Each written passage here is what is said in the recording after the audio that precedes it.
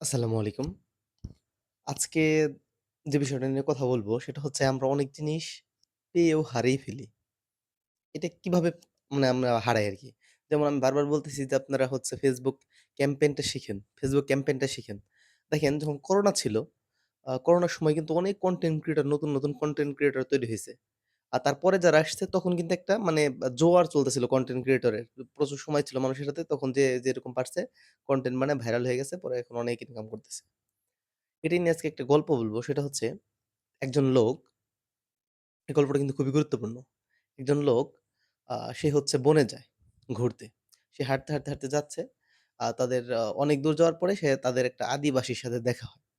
যেখানে হচ্ছে আদিবাসীরা বসবাস করত এবং আ হচ্ছে বনের মধ্যে বিভিন্ন জায়গা থেকে তারা কিছু পাথর সংগ্রহ করত। ওই পাথরগুলো তারা বিক্রি করে এই ধরনের মানুষের কাছে যারা হচ্ছে বনে ঘুরতে যায়। সেই লোকটা করে কি ওইখানে একটা পাথর দেখে তার খুবই ভাল লাগে। ওই পাথরটা সে কেনে। ১ স্বর্ণমুদ্রা দিয়ে মানে একটা স্বর্ণমুদ্রা দিয়ে সে পাথরটা কিনে। কিনে সে যখন বাড়ির দিকে রওনা হয়, তার অনেকের সাথে দেখা হয়। সে আস্তে এই পাথরটা সম্পর্কে বলতে থাকে। একটা সময় যায় মানে পাথরটার প্রতি কেউ আগ্রহ প্রকাশ করে না তখন। সে যখন বাড়ি আসে তার বন্ধুকে এই বিষয়টা বলে, শেয়ার করে যে, "এরকম আমি একটা পাথর পেয়েছি।"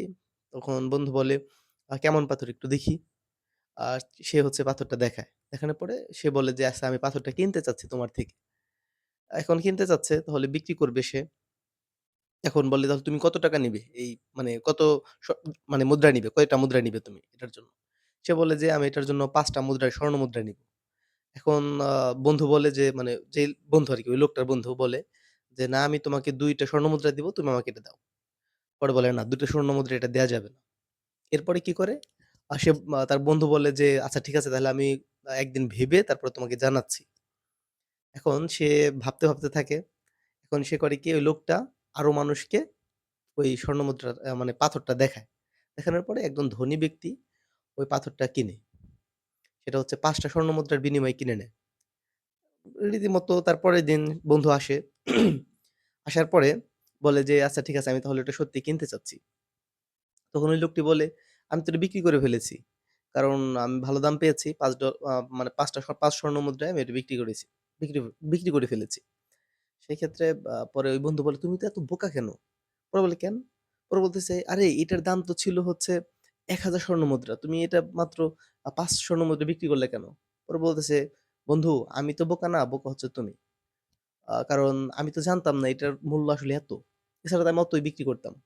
আ তুমি জেনে বুঝে তারপরেও তুমি এটা নিতে পারলা না। তার মানে তুমি বোকা।"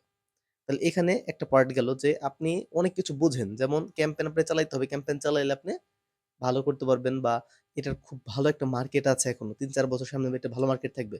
পরে কি হবে ৩-৪ বছর পরেরটা পরে দেখা যাবে। তখন আপনি যদি এটা এক্সপার্ট হয়ে যান, তখন আরো অনেকগুলো বিজনেস আপনি রান করতে পারবেন এর আনুষঙ্গিক। মানে এখন তো এত মানুষ এটা নিয়ে কাজ করতেছে। অবশ্যই কিছু না কিছু একটা করবে তারা।